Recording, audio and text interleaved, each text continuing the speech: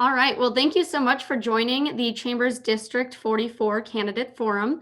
I'm Katie Mastel, Government Affairs and Advocacy Manager at the Fargo-Moorhead West Fargo Chamber of Commerce. On behalf of the Chamber, welcome to today's Candidate Forum. I thank you to the public policy sponsors for making resources like today's event possible. So thank you to Blue Cross Blue Shield of North Dakota, Bremer Bank, First International Bank and Trust, Moore Engineering, and Sanford Health. We appreciate your support. Thank you also to the candidates who agreed to participate today. While the Chamber doesn't endorse candidates, we're always proud to host events like this with the intent to educate the community on candidates before they head to the polls. And if you're looking for more information about the candidates, measures, or voting overall, you can visit our website at fmwfchamber.com and visit the 2020 election tab on the top right. A recording of today's candidate forum will also be uploaded to that page as well. So we only have an hour with our candidates, so I want to get started right away to make sure that we have the most of the time here with them. So I'll first invite each candidate to provide up to 2 minutes of opening remarks, and then we will move to Q&A, where candidates will have 1 minute to answer each of the same question. We'll again close with 2 minutes of remarks for each candidate. While they kick off their opening remarks, I ask that you please weigh in on the topics that you would most like to hear from the candidates regarding today. We have pre-written 10 questions on different topic areas for this afternoon. So please participate on the poll that you will see on your screen in just a second here, just to let us know what you'd like to hear about. In addition, you can send questions in through the Q&A function on the bottom of your screen. All right, let's get started with opening remarks. So candidates, you'll see the clock on your screen here, the timer, and we'll get started with Senator Pepcorn, 2 minutes of opening remarks.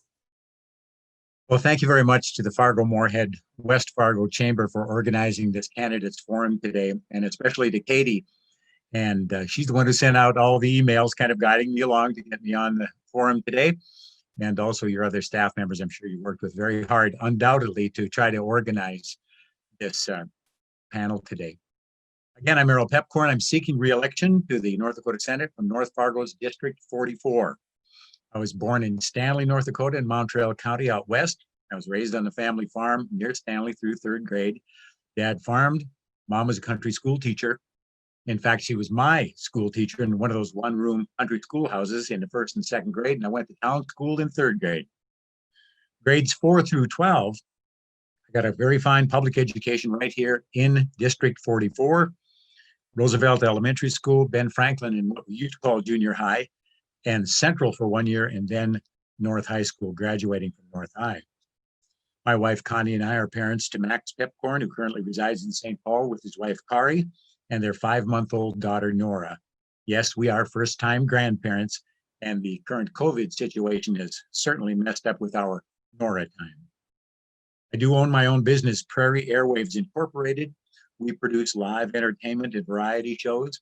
Our most ambitious undertaking was Dakota Air, the radio show, which traveled the state from border to border, corner to corner, producing live shows in North Dakota, parts of Minnesota, mainly focusing on the culture, history, and talent of each particular town that we performed in.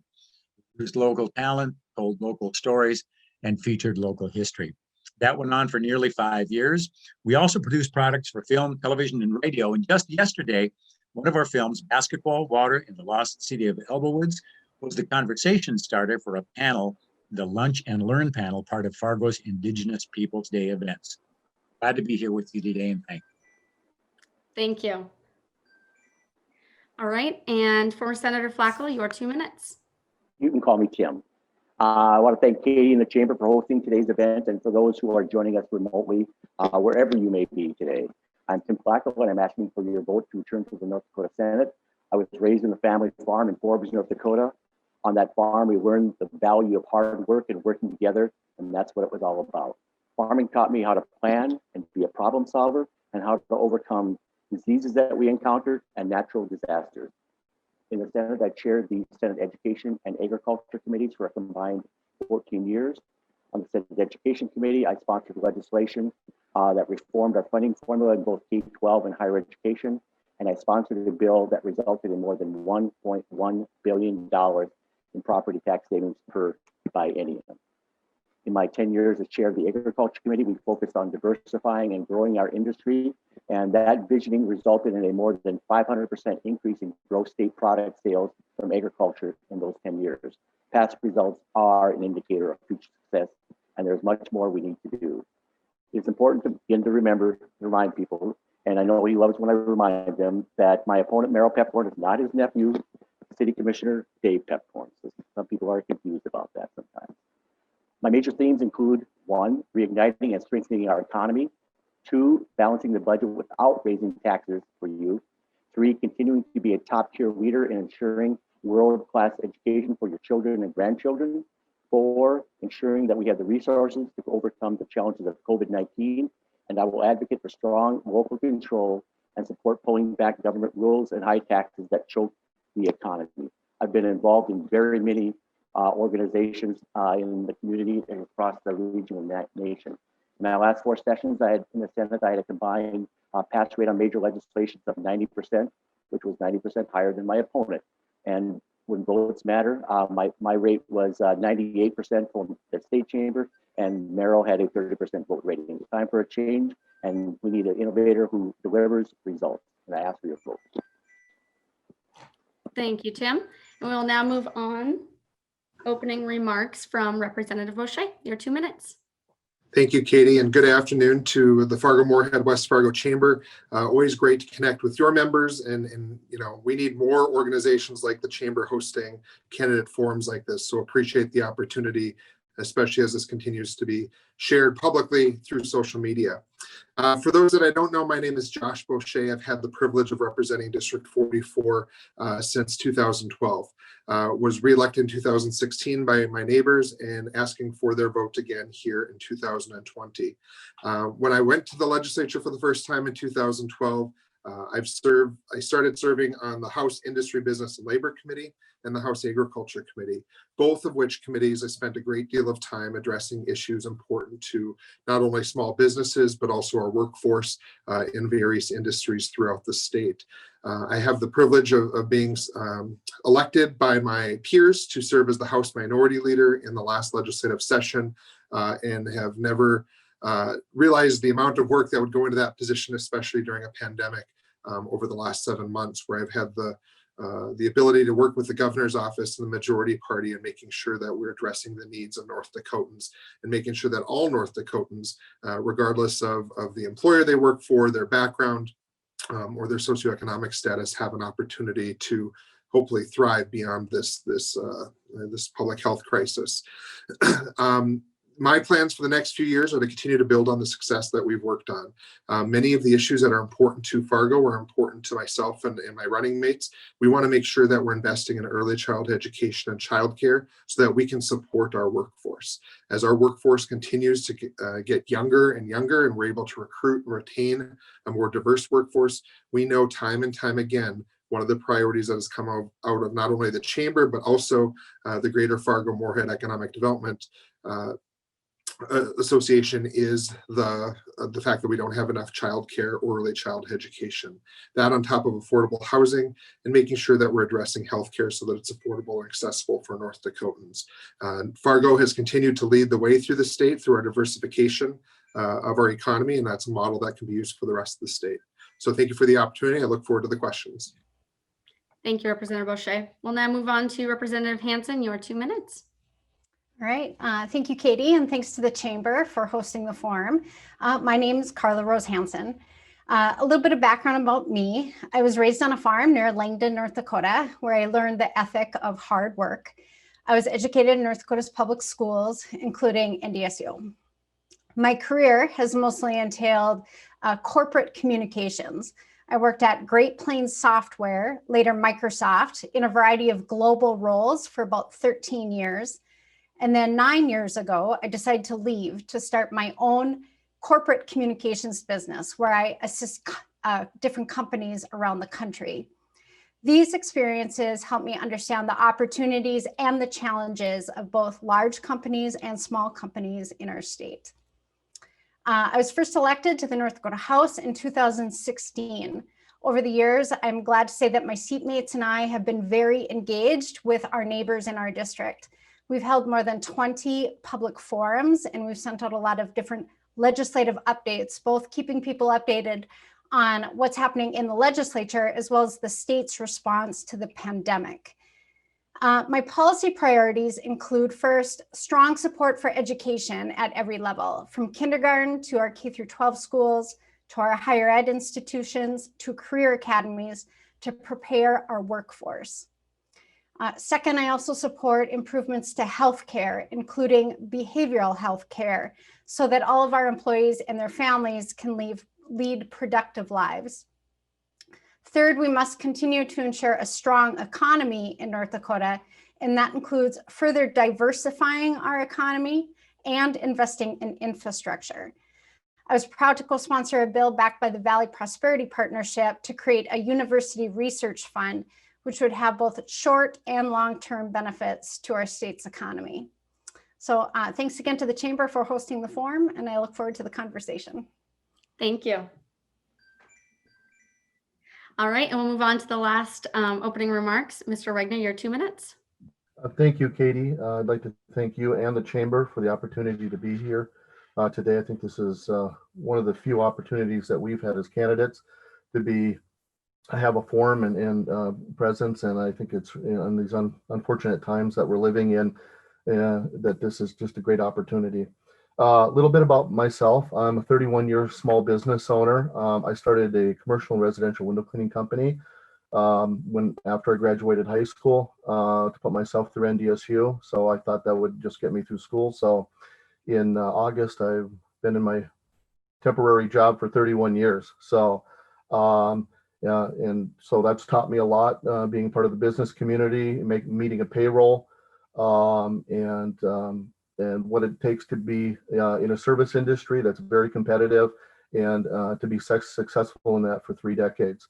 I also served 12 years, 3 terms as a Cass County Commissioner. During that time, I was a former president of the North Dakota County Commissioners Association and chair of its legislative committee. I helped lead the drive in 2007 to fight back revenue authority restrictions that passed the House, and were successful in working with other leaders in local government to retain revenue authority for local government. Also in 2009, when the transportation dollars were in jeopardy, I was there as a member of that legislative committee, working with legislators to make sure that those dollars were put in and restored, tens of millions of dollars in infrastructure dollars to our local government. I also served 12 years on the Greater Fargo-Moorhead Economic Development Corporation, where our economy became the envy of the nation. And I'd like to have the opportunity, as hopefully we move forward, to talk about the efforts that we've done and how we can use some of what we've done locally to strengthen our state economy. Thank you. Thank you so much. All right, and we will now move on to our first question. And this question will start with Tim Flackel, and we'll go through a different individual start each question. So this one will start with Tim and go through all of the candidates. So our first question, no surprise, I'm sure, is COVID-19. We've gotten one question already come in through the chat, as well as I had a couple planned for this forum today. So we're going to merge a couple of them together here. So going off script. So there are many ongoing conversations balancing the priorities of public safety and reopening the economy. How do you feel we as a state are doing on balancing these priorities? And would you support more or less mandates and closures? In addition, do you see any economic recovery assistance coming from the legislative session this spring? Senator Flackel, your 1 minute.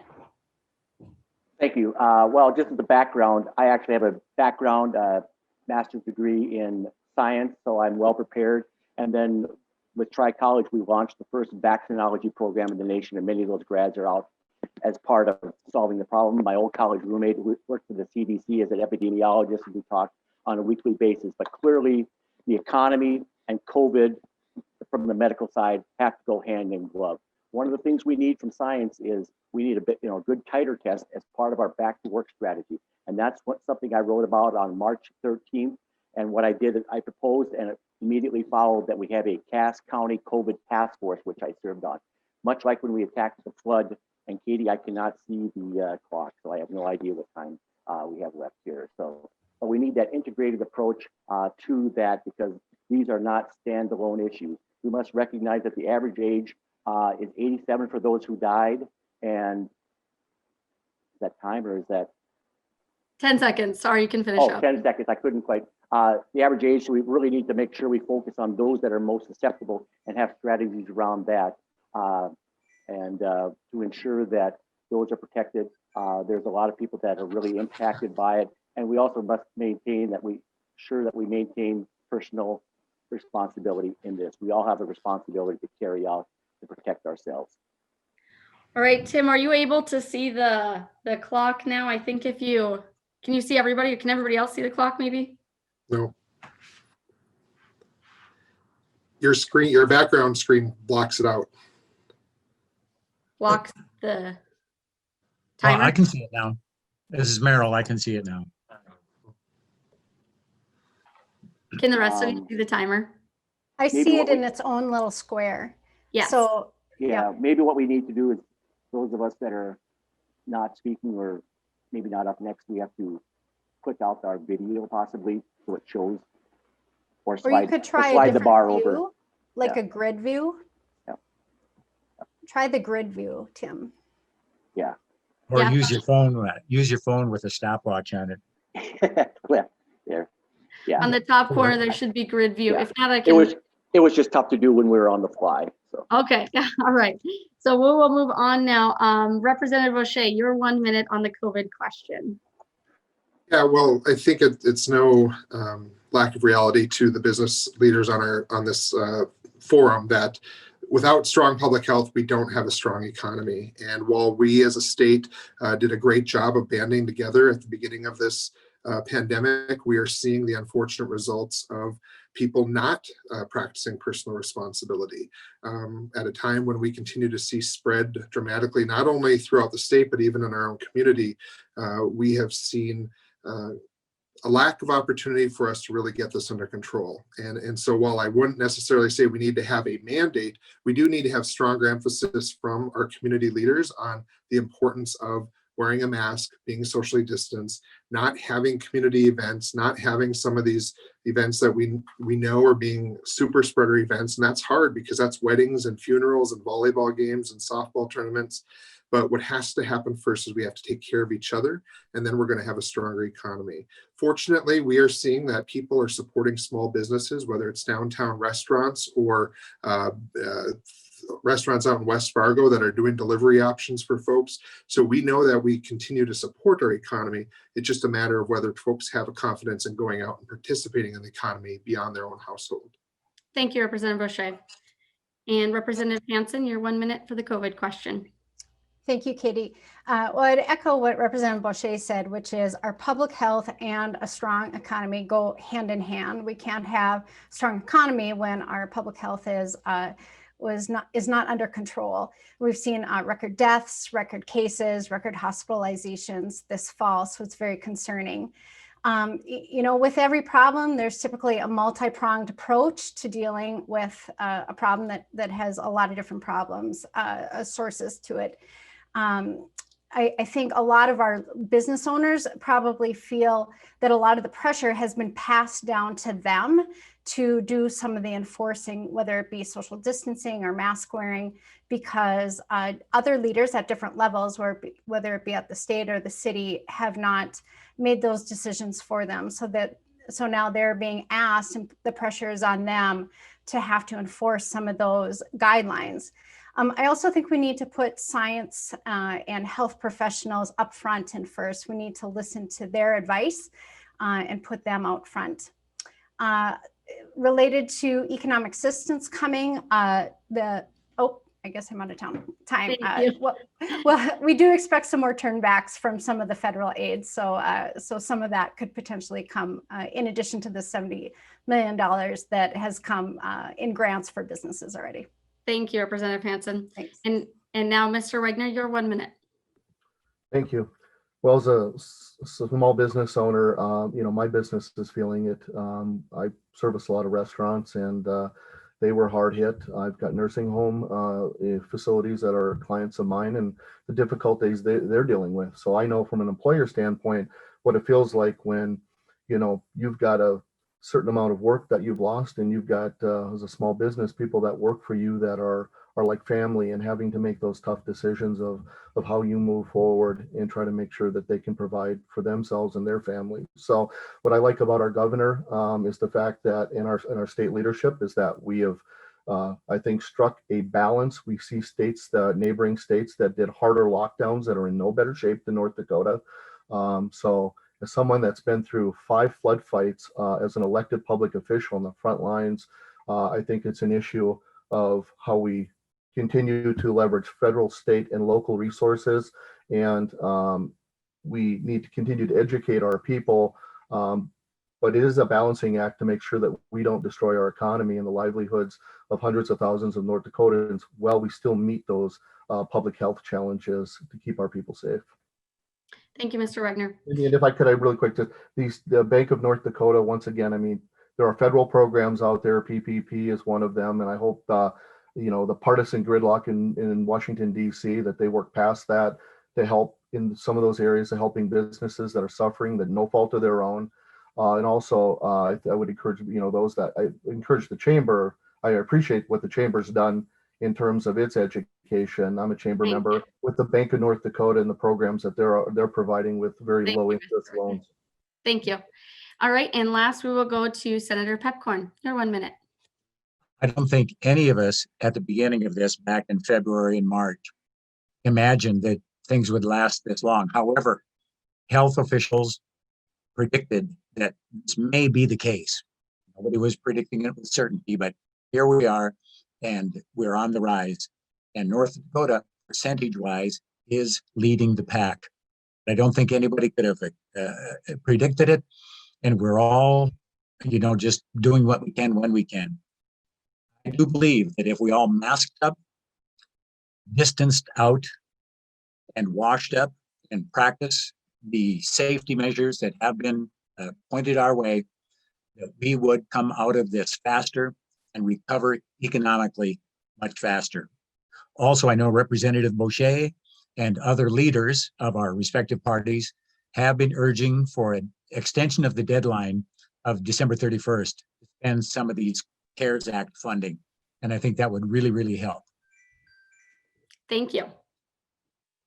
All right, moving on to our second question. This was ranked very high by our viewers wanting to hear from you regarding today, and that is the Legacy Fund. So the Legacy Fund has been long talked about, and this session, a decision will likely be made on the use of the Legacy Fund earnings. Do you support using all the earnings or reinvesting some? And if you support using some, what kind of proposals would you support? If you support reinvesting some, would you push for investments to be at least in part invested in North Dakota? It's a few-part question there. We will start with Representative Boucher for this one. Your 1 minute. Thanks, Katie. Yeah, a lot of different pieces to hit on within that one question. Fortunately, I can say that that all that can be answered based on my legislative history. In February, before we were facing the pandemic, myself along with Senator Heckman introduced a proposal to the Legacy Fund Earnings Committee in which we would create new buckets that would prioritize how those funds would transfer over and be prioritized. One of which those buckets included an infrastructure fund. Another was K-12 education and workforce development. Another, well before we were dealing with this pandemic, was a public health and human services stabilization fund.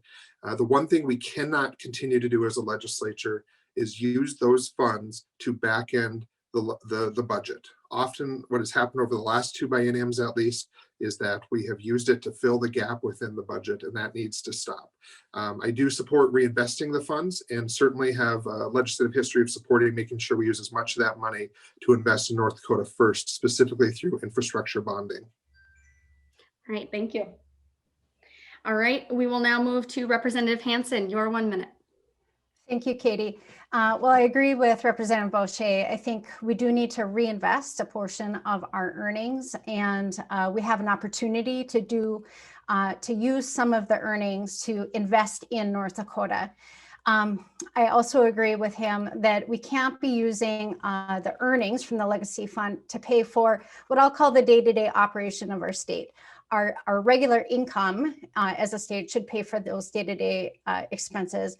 And our interest from from the legacy fund that we are using should be used for legacy projects, things that are one-time projects that are good for a generation, useful for a generation. We could use them for infrastructure investments like roads, bridges, and especially water projects are important in our state.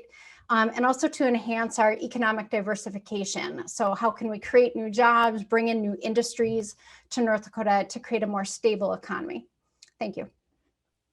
Thank you. Mr. Wagner, your 1 minute. Thank you. I think on the interest earnings, a part of that for infrastructure projects is something that's, I think, important, not just for the state of North Dakota, but also for local governments. With 50% of the state's revenue coming off from oil revenues, it's an incredible gift that we have in North Dakota with our natural resources, but it's a very volatile revenue source as we've seen. Luckily, with the Republican majority, restructuring that oil tax in 2015, that new restructure has meant $532 million more in money into the state coffers because of that. But as someone who spent 12 years in primary sector economic development with the Economic Development Corporation, one thing that we really do need to do is to continue to diversify our primary sector, which are those businesses that bring new wealth into our trade region. That to me is a critical area. I was here, in Fargo, in Cass County, when we were the envy of the nation for over a decade with our economy, how we grew strategically our economy. And I think we need to expand that stronger on a statewide basis to continually to diversify our primary, in particular, our primary sector. Thank you, Mr. Wagner. Senator Pepcorn, your 1 minute. Well, there's a lot of pressure, as we talk to our constituents here during this campaign to investigate and to use resources of the Legacy Fund. And more importantly, what we learned as legislators is put to use the interest. And even in low oil prices, the fund is still growing. I think we have to do that. And as a matter of fact, there are other alternatives to explore as well. One of my fellow senators introduced a $1 billion bonding bill to help fill the buckets of the Prairie Dog Fund. Those funds are not going to be honored by the legislature. We promised the cities and townships that they'd be getting millions and millions of dollars for this. Maybe there are some other answers to getting that. When we make a pledge as a legislature, we should do our best to fulfill that pledge. And that may mean exploring more creative uses of the Legacy Fund, especially the earnings that we have there that are to be spent. Thank you, Senator Pepcorn. And Mr. Fackel, your 1 minute. First of all, we have to make sure we preserve it so that when the oil runs low and runs out, that we have something in place. Again, I would only talk interest only in using it. Keep in mind that generally speaking, a $1 change in the price of oil up or down is about $110 million to our budget. So we're very much impacted by oil out there. But I look at it from three perspectives. We need to reinvest or invest in one-time opportunities to help grow and diversify our economy. I think Alaska provided a good template, suggestions, because they made a lot of mistakes up there.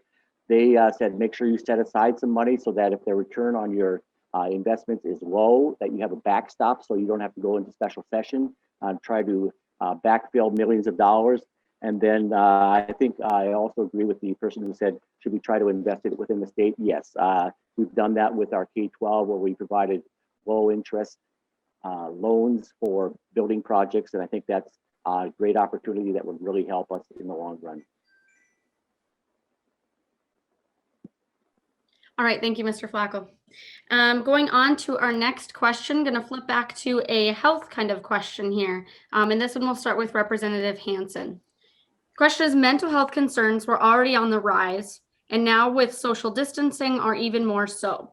What can be done in our upcoming session for increased mental health services for both kids and adults alike? Thanks for the question, Katie. This has been a big issue for me over the last few years and continues to be a priority if reelected. North Dakota was absolutely dealing with a crisis related to behavioral health care. That includes mental health and substance use, and it's only worsened since the pandemic. I see three opportunities that we could move on in the next session. First of all is services for youth. We can do more both in the schools and community-based services for youth who are dealing with mental health diagnosis or who have substance use. Third, we could do more with crisis services. We have a problem with our law enforcement being called to a very high number of suicide calls. And so that crisis situation could be something we could aid in. And third, we could provide more funding for substance use disorder vouchers and mental health vouchers. This is a successful program that unfortunately the funding has run out very fast. Thank you. Thank you, Representative. And next, Mr. Wagner, your 1 minute. Oh, thank you, Katie.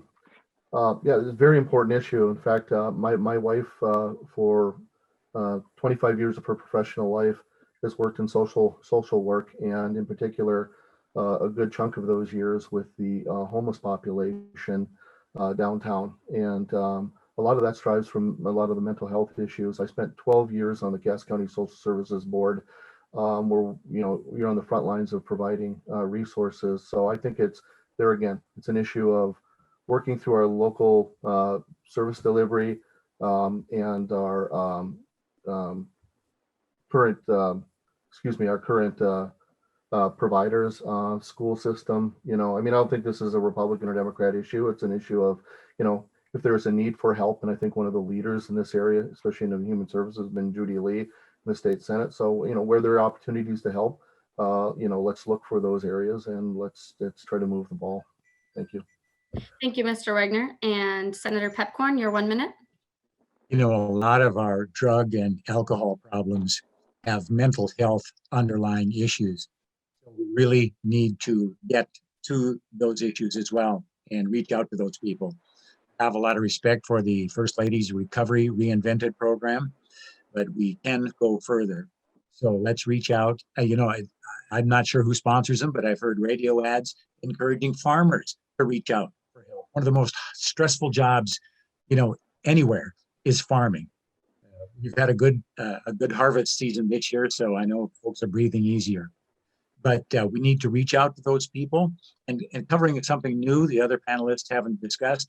I have a great nephew who moved back to North Dakota from California. His wife is a psychologist and found it very, very difficult to practice her trade, her occupation here in North Dakota. She's still able to have her patients in California via telemedicine.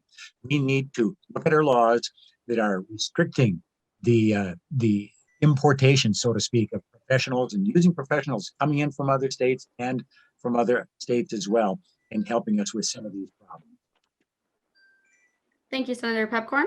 And we'll go to Mr. Flacco. Your 1 minute. I don't know that I would disagree with anything. There's been a lot of good things that are said, whether it's reciprocity and breaking down barriers for people coming into other states, but also from an academic standpoint, long term, we can't just turn them out overnight, is we need more people trained in the profession. Right now, in many areas, it's really too much of a challenge for them to become certified and to be able to go out and practice, particularly in Western North Dakota. I mean, it's hard to find anybody west of the Missouri River to get those services. The one thing we've really improved our technology as far as delivering online through Zoom and other ways, but it's really much better if we can do it face to face. So we need to look at how many hours worth and try to break down some of those barriers so that we aren't becoming too much of a problem in getting people into the field. And kind of related to this is one of the challenges with not having K-12 school face-to-face is the mandatory reporters in the schools just aren't able to see the kids on a one-to-one basis, but it's really caused problems with whether it be divorce or other challenges that are we're facing in this crisis. Thank you, Mr. Flacco. And lastly, Representative Boucher, your 1 minute. Thank you, Katie. Similar to what everyone else has said, it sounds like just greater investment we need to be making in mental and behavioral health. We have a great model from this last legislative session where we started to reappropriate dollars. So taking money out of the criminal justice system and investing it into programs that are being managed at the local level, supporting local providers and local nonprofits to do the work that is necessary. That also increased access, it increased affordability, and it also created, it stopped the flow of folks into the criminal justice system and helped meet them where they were at and provide the services that they need. I think the biggest sin, one of the biggest sins we've done as North Dakota is we depend so much on the federal trough to fund programs like our behavioral health. We need to step up to the plate as a state and invest more in our citizens. And what better opportunity than a program like funding through the Legacy Fund? A lot of these funds that we depend on run out because we are using them. There's more need than what we funded for, which shows us that we need to allocate more, which means we have to allocate more local dollars so we can get more federal dollars out of it. But we have that opportunity to do it, and I think we need to do a much better job. All right, for the next question, you all kind of segued well, touching the budget in some way or form. So moving on to balancing the budget, and this one will start with Mr. Wagner. The question that we have for you today is, the pandemic has hit our economy hard in multiple ways, including instability in commodity prices. Understanding that it is constitutionally required to have a balanced budget, what kind of budget cuts are you anticipating this session? In what areas may you look to cut back on? Mr. Wagner, your 1 minute. Sure, and there again, in my background, I've at the local level, I say it's the level of government where the rubber meets the road. There are no unfunded mandates that can be passed down. They are the critical core services people need on a daily basis, and it is the intersection of what people are willing to pay in terms of taxes and primarily property taxes and the services that they expect. For me, I think one of the things that are good, if we looked at our second quarter, if our revenues are actually up, I would want to be in a position to see where our revenues as we go into a new legislative session, and in fact, hear from each department. I think first and foremost, it's efficiencies. Where do we find efficiencies within government? I was at a level of government where, for instance, we had 5 dispatch centers, we consolidated to 1. Some of the most efficient government operates at the local level. And so taking that insight into state government, I think would be critical, and making sure that you have the right priorities. And I think infrastructure will be a critical area that we need to continually invest in for the greater good of our citizens and our economy, and also how we work with local government and our intergovernmental aid and the impact local government has on a daily basis for our citizens. Thank you, Mr. Wagner. Senator Pepcorn, your 1 minute. Well, I'm not a great preacher for technology being the savior of all and of us. However, it is going to play an ever increasing important role in state government. I sit on the interim IT Information Technology Committee. We have a very knowledgeable and aggressive IT department, and head of that department, a lot of great ideas on consolidation and saving money through technology, and we have to take a close look at that. Of course, departments will be offering smaller budgets and their guidelines, but on the other hand, we have some extremely hardworking public employees who are perhaps sometimes, I know they are sometimes undervalued, so we have to protect them while these budgets are being introduced. So we'll do what we can there, and you have to have taxes in order to pay the bills. And we're not going to be raising property taxes. We're not going to be raising taxes on individuals, but we'll have to look for some new source of income. Thank you, Senator Pepcorn. Mr. Flacco, your 1 minute. Well, first, I would differ from the previous on. I would not be in support of raising taxes. I think our budget will be better than projected for the next biennium. We're still above forecast, as Scott had mentioned, even with the slowdown. One of the things we need to do between now and then to help our future is to look at how can we help those small businesses in particular with online sales, whether it's the mom and pop shops up on Broadway or other places across the state of North Dakota. I think there was some data out recently that there's a 40% increase in the amount of cardboard boxes that have been recycled in Fargo, indicating there's a lot of those boxes coming to people's front doors, and we need to make sure that we have a role in playing with that. I think we'll have fewer one-time spending projects that we'll have as we go forward. And I think there is talk that we may I would rather use the legacy fund for a bridge than to raise taxes. And that's certainly a thing, but about 81% of our budget is education and human services. The next closest 4.7 for corrections. So that's where the money is. Thank you, Mr. Flacco.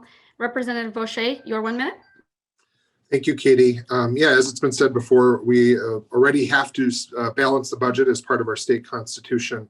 And part of that has been, unfortunately, through the reduction of services provided to North Dakotans. There's certainly opportunities for us to create efficiencies. And I think we're learning a lot about the opportunities for public employees that are able to or want to work from home, and the savings that that will have for the state and the retail space that we rent out. But even more, we are cutting bone at this point as a state. And when most of our budget goes towards salaries and benefits, we need to make sure that we're taking care of the public employees that are taking care of our communities. As a Fargo-based legislator, Fargo is always going to be fine. We will find a way, and we have the services, whether it's the DMV or the human service centers that we need. It's communities like Botno and Ashley and Ray and other parts of the state that are going to be losing services and continue to pay more for the services that they do get. So we have to find a way to increase revenue while also reducing costs and doing it in a way that's sustainable and not biennium to biennium. Thank you, Representative Boucher. Representative Hansen, your 1 minute. Thank you, Katie. Yeah, as was said before, we can look for efficiencies. We can certainly create efficiencies through greater use of technology. I'd also encourage our state to use other financing methods. In recent years, because our budgets have been doing well because of oil and ag, we've been able to pay for big projects, especially infrastructure, using cash. So I think we can do more bonding for our big infrastructure projects. And then I also think we could do some new financing methods like social impact bonding. So this is more of a private-public partnership that has been used in other areas of our country that pays for success. So the government can repay investors based on the outcomes. And since such a big portion of our state's budget is related to services, this could be a creative way for us to move forward, ensuring that we're delivering the services without having to necessarily cut budgets so deeply. Thank you, Representative Hansen. Well, we have many questions I'd like to get to, but I think we only are going to do one more so that we allow time for 2 minutes of closing statements from each of you. So this question will start with Senator Pepcorn again. And this one goes to higher education. And as District 44 sits close to NDSU, and we have a lot of awesome institutions in our region, this question seems fitting to end with today. So North Dakota's Measure 1 has to do with higher education and potentially expanding the board.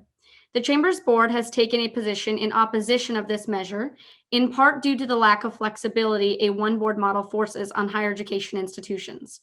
Looking broader than just Measure 1, in what ways would you work to further accommodate flexibility for our higher education institutions to accomplish their specific missions? Starting with you, Senator Pepcorn, 1 minute.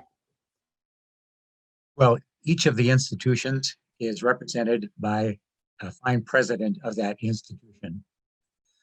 I think we should be encouraging, and especially in our area, District 44, NDSU, and our other research university of UND, we should be encouraging them to keep lobbying for an investment in research. We've all agreed, I think, during this panel that we need to diversify our economy. And in this time of budget stress, and it seems like it's happening all the time. It's up and it's down, and it's a recurring problem. We should double down on research and look to the future to help us solve some of our budget problems. And that is, again and again, we've said, diversifying the economy. Maybe that's by expanding the workforce, by using some of our 2-year schools to help us accommodate that in our 4-year research university. That's one of the things we can look at. All right, thank you, Senator Pepcorn. Mr. Flacco, your 1 minute. Well, I think Measure 1 is largely a very bad idea, particularly going to focus on the number on the board increasing. I think that is, it's so tough to find qualified people that are interested right now. I think that having longer terms is a good choice. We changed that a number of years ago. But when I was President Pro Tem of the Senate, we had 7 people apply for 6 names that we had to forward to the governor. That just didn't give us really any options that were very good. And that's a common problem that we have, is finding qualified people. If you go to that size number, then in essence, every campus will say, we have to have our person. Too much of the time is spent picking board members by zip code than by qualification. So then if everyone has something, that will really disadvantage our larger campuses like NDSU and UND, who may have one person, because they'll say, well, we don't have our person at XYZ campus, but we do need to maintain this flexibility for them in their budgeting process in particular, so that they don't take those funds and the legislature comes in and swoops and take them back like they used to. Thank you, Mr. Flacco. Representative Boucher, your 1 minute. Thank you, Katie. I agree with the chamber in opposing Measure 1. That's reflected in my vote in the last legislative session. While I certainly think we need to identify ways to address the concerns raised by current board members, one of which is that as a volunteer board, there is so much work and so much knowledge that they have to obtain, and there's so few of them and so little time to get on that while they get an understanding of that before they start making decisions. So, I'm much more of an advocate of us looking at the state board and seeing, are there better ways for us to provide governance in a way that is specific to the different institutions. We have 3 unique types of institutions within our university system. While there's certainly opportunities to create efficiencies and back-end services, the type of mission that the research institutions have compared to the 4-year institutions, compared to the 2-year institutions, should be specialized and should be focused and propped up on their own merits. And so I would be much more of an advocate of whether it's one board with 3 subcommittees or 3 separate boards, much more being focused on the type of institution and then meeting their mission to our public. Thank you, Representative Boucher. Representative Hansen, your 1 minute. Well, going toward the end, you always have the advantage of saying ditto to some of the previous speakers. And so I would echo some of the concerns that are raised by the previous speakers about making sure that however the structure is for higher ed board going forward, we are ensuring that we have highly qualified people who have a background in education, who have a good understanding of our higher ed institutions. I hear from my neighbors who work for NDSU or work for the state, who want to make sure that the people making decisions on behalf of their institution have that as a background. I think it's also important that we maintain continuity between our 11 higher ed institutions across the state. We know that there are a lot of transfers that happen as well. And again, having people be able to maybe specialize in the different types, making decisions that reflect the needs of both the institutions and the needs of our workforce for the entire state going forward is important. Thank you. Thank you, Representative Hansen. And Mr. Wagner, your 1 minute. Sure. I think related to the higher education, I think the most critical issue is the alignment of intellectual resources, making sure that curriculum is meeting the demands of private industry. To me, that is critical. And during my 12 years in economic development locally, we tried to do that where we could partner with our universities. I see one of the challenges that we have had in the past has been the ownership of intellectual property. And so we had an opportunity a number of years ago to start what was the Center for Biopharmaceutical Research. And I think one of the obstacles of that being successful was the issue of ownership of intellectual property and the investment by private business partnering with our universities. And what's critical about that is it's the level of intellectual talent that you get that comes to your universities that you attract through the type of programs you have. And I think that business alignment is critical. So I see areas where universities can be better at working with our local industries, especially in the biotech area locally, to make sure that we have partnerships that work and that we're providing the workers for our future generations. Thank you, Mr. Wagner. We will now close with 2-minute remarks from each of you, and we will start this time with Mr. Flacco, your 2 minutes. Well, thank you to the chamber and Katie and the viewers who are taking in today and in the future. My opponent at times can be a likable guy, but unfortunately has not produced and needs to be replaced. Just like business, some employees don't work out. As an example, he voted for the massive cut to NDSU and higher education in 2017. And when attempts were made to restore some of that to NDSU and the university system, he voted against that in 2019. It's important to point out the contrast that he has, as major sponsor, has passed 0 bills and has a 0.00% pass rate and holds the record as the lowest pass rate in North Dakota's 131-year history. So when you want to look at, you have a bill that's important to you for legislation, you want to go with Tim Flacco, who has a 90% pass rate approximately in the past 4 sessions, or with Merrill. Fargo is a great community and should not have to pick up the scraps that were left over after others have what they want. It's time for a change, and North Fargo needs a bold, trusted, innovative senator who is independent-minded and puts people first and delivers results. You know, one thing that strikes me is our opponents mentioned that they take pride in that they had 5 meetings a year. When I was in the Senate, there was many months when we had more than 5 in a month. And that's a stark contrast. I have a science background, and at Tri-College, I launched the first program in vaccinology in the country. And many of those grads, as mentioned earlier, are out there helping to develop answers to the COVID challenge. That background, coupled with my business background, make me well suited to play a major role in finding solutions to the COVID challenge. I've been happy that I bring a business perspective to this as a business owner and a business leader, and I'm pro-business, results-driven senator, be able to stand against bad ideas regardless of their source, and I will stand up for you, the people I represent. Today I ask for your vote, and if elected, I ask for your continued input and prayers. If you have questions, number 701-367-5954. Thank you. Thank you, Mr. Flacco. Representative Boucher, your 2 minutes. Thank you, Katie. And again, thanks to the Chamber for this opportunity to connect with folks, especially during a time when it's hard to connect with voters. It's important that we have forums like this to not only connect with your members, but also for the public to hear from us. I'm going to stand by my record of being a legislator that not only has worked hard to represent our North Fargo neighbors and be the change that they looked for when they voted for in 2012 and 2016, but also a legislator who has been engaged with them in response to their input. There are plenty of North Fargo neighbors who, regardless of political party, have recognized the efforts that many of us have made in terms of reaching out to them to not only hear their ideas, but also to respond when they offer them unsolicited. So we are coming through the thick of this pandemic, and we, while we want to talk about economic recovery, we still have to get a grasp of this public health crisis. And so continuing to stand and work with legislative leaders in the governor's office is important to me. It's something I do every day, and I'll continue to do every day into the next session.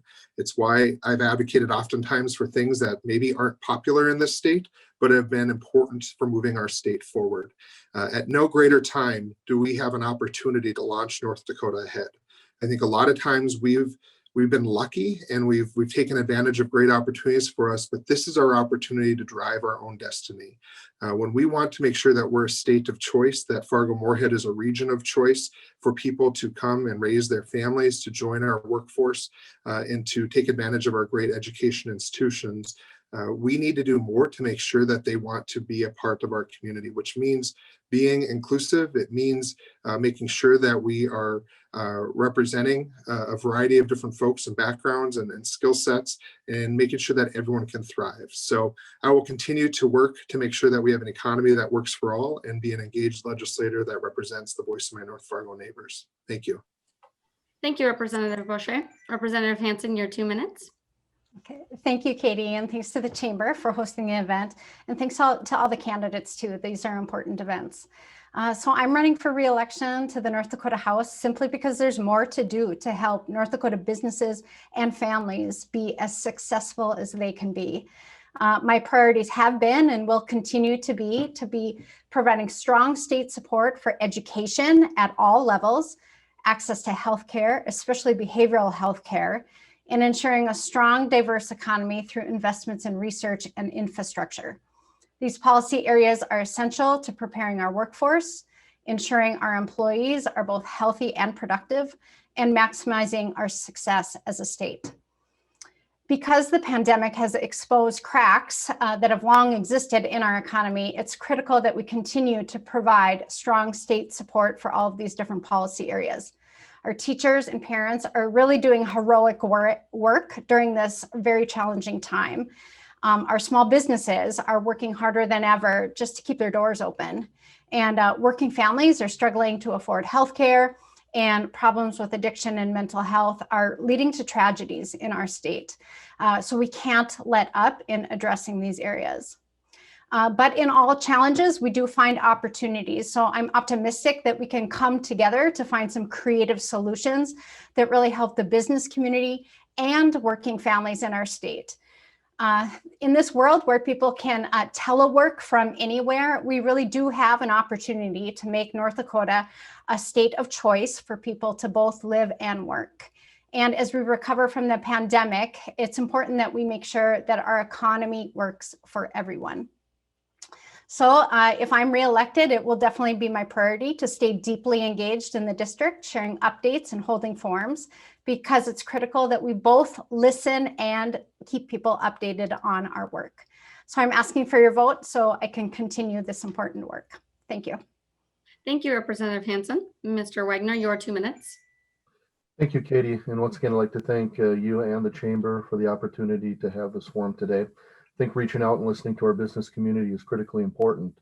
You provide the jobs that fuel our economy and the tax revenue that provides our public service revenue and that provides the services really for our citizens.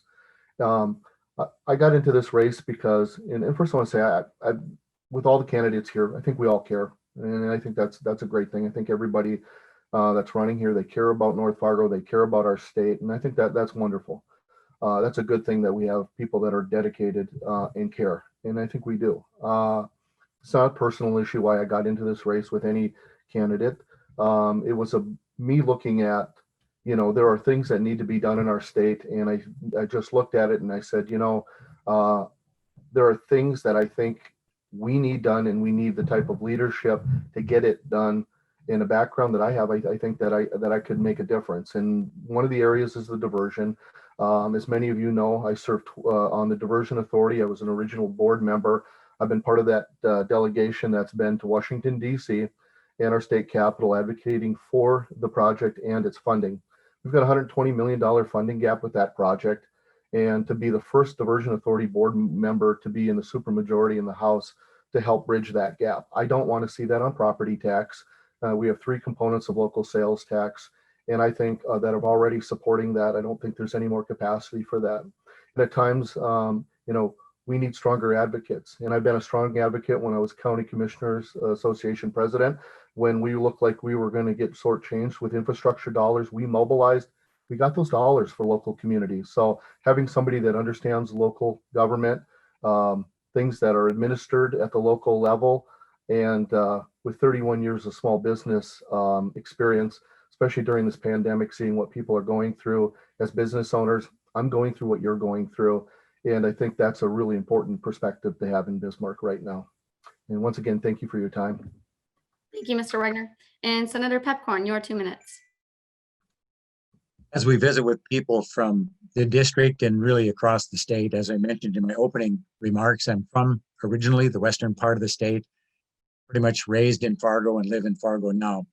But as a state legislator, we need to represent our district and our region and the whole state. And that's why, I'm proud of the backing of a small group called the North Dakota Rural Voters Association. It means a lot that they understand my awareness and concern for the health and well-being of rural North Dakota, as well as the health and well-being of my district, urban North Dakota, Fargo in particular. In our district, it's the quality of life. We live in a unique district.